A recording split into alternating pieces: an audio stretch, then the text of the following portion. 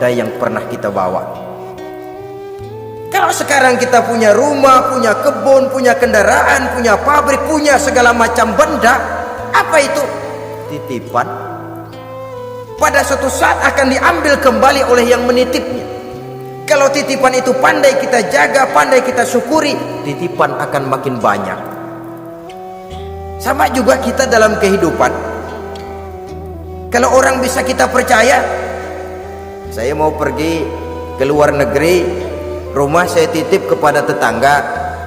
Saya pulang dari luar negeri, isi rumah tetap tidak berkurang, malah dibersihi, malah disapu, dihilangkan kotorannya. Tentu bukan main syukur saya, girang saya. Akan bertambah kepercayaan saya untuk menitipkan apa saja. Ini makna la in syakartum la azidannakum wa la in kafartum inna azabi lasyadid. Kalau kamu pandai bersyukur, aku tambah nikmat. Tapi kalau kamu ingkar, azabku teramat pedih. Artinya apa? Nikmat bisa berubah menjadi azab kalau kita tidak pandai mensyukurinya. Ma'asyiral muslimin rahimakumullah, orang yang kaya ilmu lalu rendah hati, tidak selalu ingin menonjolkan diri. Ini kadang-kadang yang tanggung ini yang bikin berabe. Alim bener enggak, geblek bener juga enggak. Yang sedikit-sedikit mau nonjolin diri. Kalau enggak jadi imam enggak mau ke masjid, enggak jadi imam enggak mau ke musola. Pokoknya kalau enggak jadi imam marahan sama musola. Macam mana? Saudara-saudara kaum muslimin, rendah hati, tidak selalu ingin menonjolkan. Sebab orang yang selalu ingin menonjolkan dirinya biasanya orang yang kekurangan kepercayaan kepada kemampuan dirinya sendiri. Dia selalu ingin dinomorsatukan, dia selalu ingin ditempatkan pada ranking teratas. Dia tidak percaya diri. Orang yang percaya diri dapat bersikap wajar dalam kehidupan. Begitu juga kaya karena harta, dengan menyadari bahwa harta bagaimanapun banyaknya titipan dari Allah, pada suatu saat akan kembali. Dia harus dimanfaatkan sesuai dengan kehendak yang menitipnya. Begitu juga kaya oleh karena pangkat, kedudukan dan jabatan. Pada suatu saat jabatan itu akan hilang dari diri kita. Karenanya sering saya jelaskan bahwa pangkat di dunia ini yang paling tinggi pensiun. Titel yang paling akhir almarhum. Saudara setuju atau tidak, titel itu akan saudara dapat. Bagaimanapun kita cinta kepada pangkat, kedudukan, entoh pada akhirnya suatu saat akan sampai kepada posisi yang namanya pensiun.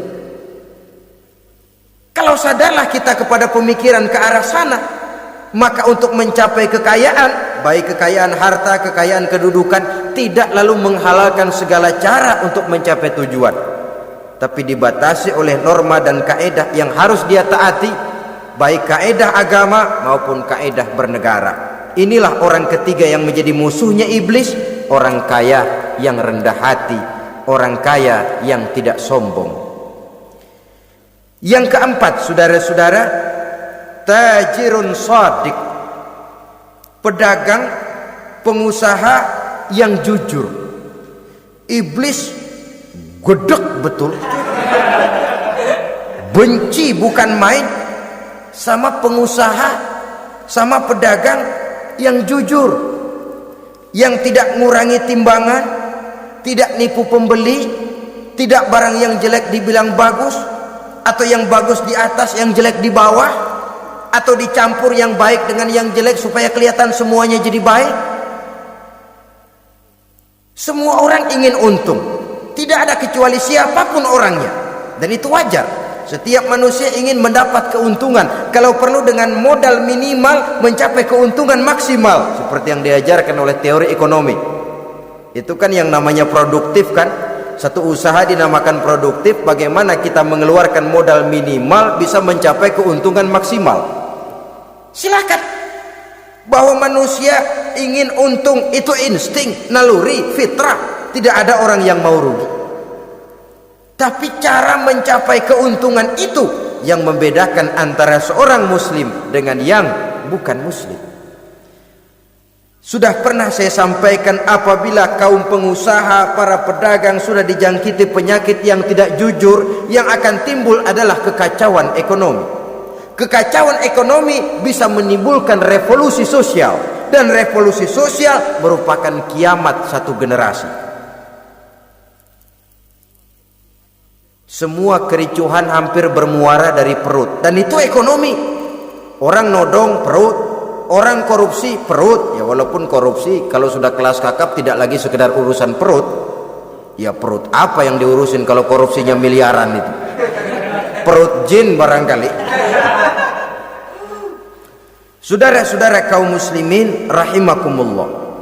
Oleh karena itu, pedagang yang jujur, pengusaha yang jujur, ini merupakan musuh iblis. Iblis tidak senang kalau ada pengusaha yang jujur. Iblis tidak senang kalau ada pedagang yang jujur. Tapi iblis akan tepuk tangan kalau pedagang sudah selingkuh, kalau pengusaha sudah nipu. Ada orang bilang, sekarang mah kalau jujur-jujur bener nggak makan apa-apa dong kita. Sebab katanya jangan lagi nyari yang halal, sekarang ini yang haram aja seret.